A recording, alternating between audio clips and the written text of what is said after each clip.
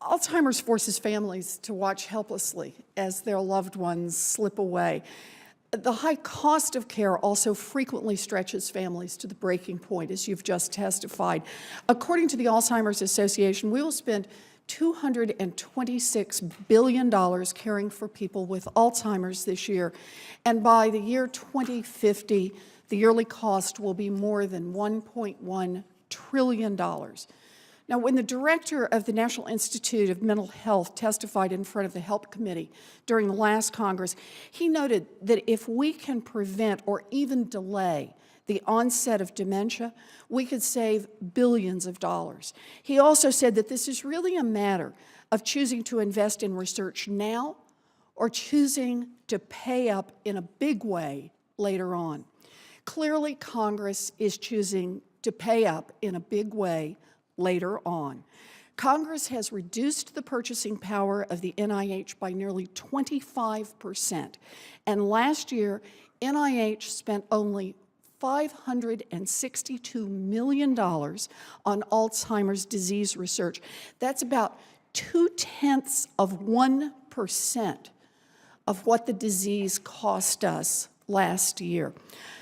Dr. Hodes, can you tell us very briefly how the reduction in support for NIH funding affected the ability of you and your colleagues to advance research on Alzheimer's? Thank you, Senator Warren, for the question. It certainly is the case that the progress in Alzheimer's research is not being limited by great ideas or scientists capable of carrying out this research, but our ability to support it.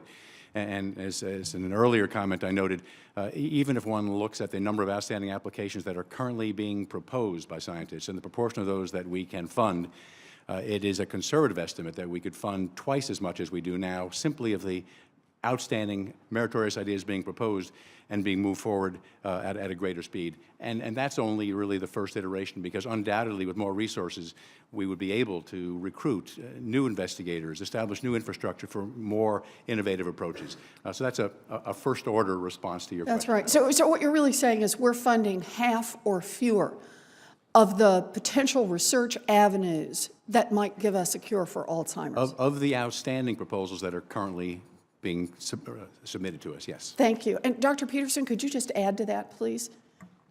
Well, I think another ramification of that, Senator Warren, is the fact that with the reduction in federal funding, there's also a reduction of number of new investigators going into the field, and that's going to cripple us down the road. So if the young investigators see the old guys like myself struggling for funding in a research setting, they're saying, how am I going to survive? So I'm afraid that we're turning off a young generation of investigators that are going to be the ones who are going to lead us forth in the future. So I see that as a real concern. So high cost right now by not funding Alzheimer's research, high cost long term. You know, every single member of Congress I've spoken with says that they support NIH and they support more medical research. But medical research takes money, and Congress has done absolutely nothing to actually get more money into the agency. The House Republican budget and the Senate Republican budget were released last week, and both say that they support medical research funding.